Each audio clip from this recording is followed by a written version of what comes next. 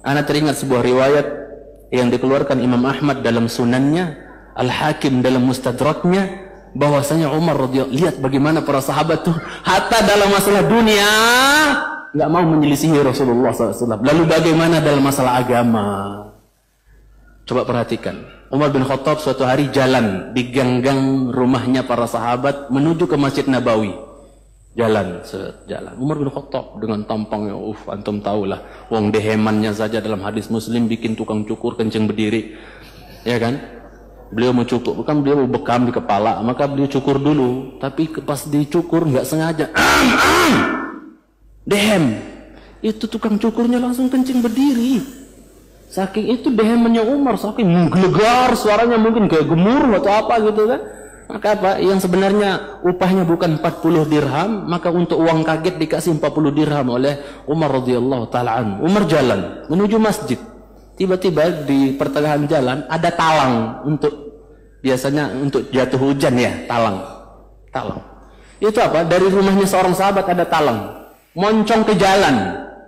Maka beliau katakan, "Wallahi la uhawwilanna."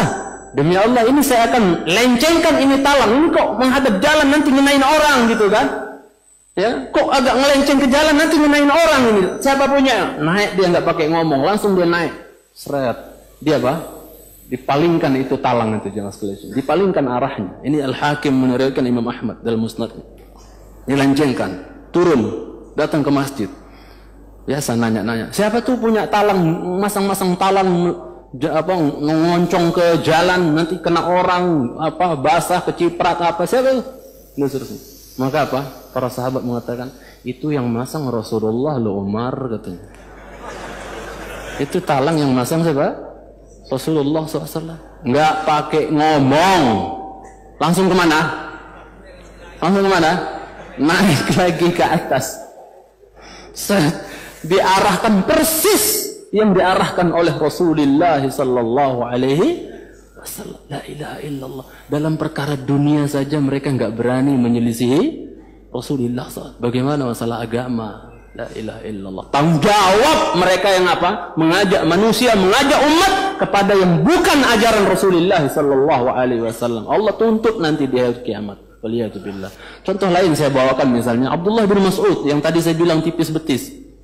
Ya. Kurus radhiyallahu taala anhu, tapi antum tanya ini ayat dari Al-Fatihah sampai An-Nas, tanya di mana turunnya, kapan turunnya, tentang apa turunnya, semuanya dia tahu. Bahkan dia pernah menantang siapa yang merasa dirinya lebih jago, lebih paham ilmu tafsir dibandingkan saya, di mana dia berada saya akan musafir melakukan perjalanan jauh untuk datangi dia kalau ada yang lebih canggih dalam ilmu tafsir. Subhanallah. Maka apa jemaah sekalian cintai, Ibnu Mas'ud suatu hari mau datang ke masjid. Sahabat, ada dua sahabat lagi berantem. Biasa, jangankan ikhwan sekarang berantem gara-gara apa? Ini depan Nabi, dua sahabat di masjid berantem. Wah, kalau bahasa kita sekarang gitu kan, saling tunjuk. Maka apa jemaah sekalian cintai? Rasulullah SAW mengatakan apa? Ya, ijlisu, duduk. Antum perhatikan di sini. Mungkin sebagian pernah mendengar. Rasulullah SAW mengatakan duduk semuanya. Kan berantem tuh pada berdiri kan, berantem. Wah, kata Rasul duduk. Rasul yang ngomong duduk, nggak ada yang berani apa? Berani apa? Ngutang berdiri, enggak. Pada duduk semua. Qaddarallah masya'a fa'al. Pas Rasul bilang, ijlisu, duduk. Abdullah bin Mas'ud datang dari luar, nggak ngedong apa-apa, orang berantem, orang nggak paham. Tapi ketika beliau sampai di tengah-tengah pintu, pas Rasul mengatakan apa? Duduk. Nggak ngedong apa-apa langsung. Dia duduk di pas tengah-tengah pintu masjid. Duduk di situ. Orang-orang bingung. Loh, Ibnu Mas'ud ngapain ngalangin orang di masjid itu? Apa di pintu? Rasul sudah bersabda, "U'tut tariqa haqqah." Berikan jalan itu apanya? Haknya. Duduk di pintu, maka Rasul menegur, "Ibnu Mas'ud, ya, kok duduk di situ? Orang mau masuk dan seterusnya." Apa kata dia? Hah? Ya Rasulullah, apa kata Ibnu Mas'ud radhiyallahu taala anhu, "Khasyitu an ukhalifaka fa ahlak." Aku khawatir akan celaka, akan binasa ya Rasulullah gara-gara menyelisihimu, kata siapa? Kata Abdullah bin Mas'ud. Wong tadi ketika aku masuk engkau mengatakan duduk, ya aku duduk katanya. Padahal dia enggak ngedong apa-apa. Lihat bagaimana para sahabat radhiyallahu taala anhu ajma'in.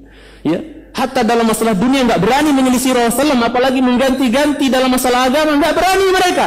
Makanya jamaah sekalian cintai karena Allah Subhanahu wa taala dalam hadis Bukhari, dalam hadis Haud, dalam hadis apa? Dalam hadis berkenaan tentang telaga Nabi nanti di mahsyar, ya. Kan Haud itu kan telaga Nabi di padang mahsyar. Kalau Kausar di dalam surga. Yang airnya dalam hadis Muslim, yang airnya telaga Nabi itu airnya terpancar dari 2 talang dari dalam surga. Paham nggak? Bisa ngayal nggak antum? Bisa ngayal kan? Ini telaganya Nabi yang terbentang luas di padang mahsyar, yang pusarnya adalah mimbarnya Rasulullah Sallallahu Alaihi Wasallam. Telaga beliau adalah mimbarnya, pusarnya di situ. Maka apa? Airnya itu mengalir dari 2 talang dari dalam surga. Yang kata Rasulullah, ya yang satunya dari zahab, yang satunya dari warik. Maksudnya talang yang satu dari emas, yang satunya dari perak. Maka apa? Ketika Rasulullah SAW melihat malaikat-malaikat mengusir sebagian orang yang mau mendekati telaga Rasulullah SAW, sering dengar kan? Mengusir orang-orang yang mau mendekati telaga Rasulullah SAW, di mana semua Nabi punya telaga, tapi Nabi kita telaganya paling enak, paling lebih putih dari susu, lebih manis dari madu, lebih sejuk dibandingkan salju. Ya, siapa minum darinya seteguk nggak akan haus selama-lamanya, lam yadma abadan. Maka apa? Malaikat ada yang sibuk-sibuk mengusir orang, menghalang-halangi biar nggak dekat ke telaga Rasulullah SAW. Mereka itu umatku, jangan, kenapa kalian usir, kenapa kalian halang? Itu umatku, itu umatku. Apa kata para malaikat dalam hadis Bukhari? Ya Muhammad, innaka la tadri ma ahdatsu ba'dak. Awas, yang berani ganti-ganti. Muhammad, kamu kan nggak paham, nggak ngerti apa yang mereka perbuat, mereka ada-adakan, ya, sok kreatif gitu loh, ya, membuat amalan-amalan yang nggak ada contoh dan tuntunannya dari Rasulullah. Kamu kan nggak tahu Muhammad setelah meninggal mereka berbuat apa, nggak tahu kan kamu? Maka apa? Ya, maka Rasulullah Shallallahu Alaihi Wasallam mengatakan, beliau paham bahwa orang-orang yang diusir ini adalah orang yang badalu tabdila, orang-orang yang apa? Ganti setelah beliau wafat Sallallahu Alaihi Wasallam. Maka beliau mengatakan suhqan liman ghayyara ba'di. Dalam riwayat lain suhqan liman baddala ba'di.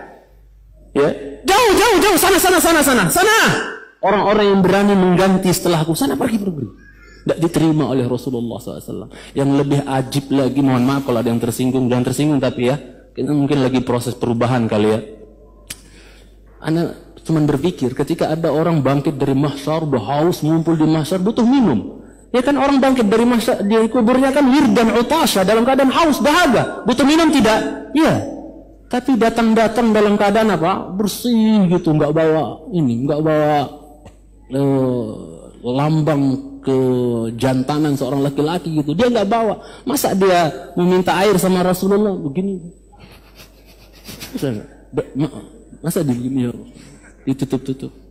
Makanya saya salut dengan Syekh Utsaimin yang luar biasa ketika beliau dikatakan bahwa ini pengobatan cara laser ini, maksudnya cara seperti ini akan merontokkan apa? Rambut dan untuk merontokkan rambut katanya. Maka Syekh nanya, ini kalau pengobatan cara seperti ini rambut rontok, dianggap ikut rontok juga nggak Pak Dokter, kata di Amerika ikut rontok juga nggak? Maka dia kata besar kemungkinan rontok juga Syekh katanya. Apa kata beliau kepada yang mengantar beliau, tolong bawa pulang saya ke negeri saya tidak mau pulang menghadap Allah dalam keadaan nggak bawa ini,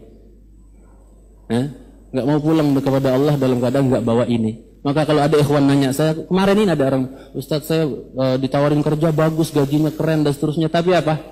Tapi harus dikorbankan yang ini, mau milih aturan Muhammad sallallahu alaihi wasallam, aturan bos ente. Saya bilang gitu, udahlah, pilihan, hidup ini pilihan, saya bilang, mikir sendirilah, saya bilang. Itu jemaah sekalian cintaikan Allah Subhanahu wa taala. Ala kulli hal, jangan sampai kita berani mengganti-ganti setelah Rasulullah sallallahu alaihi wasallam.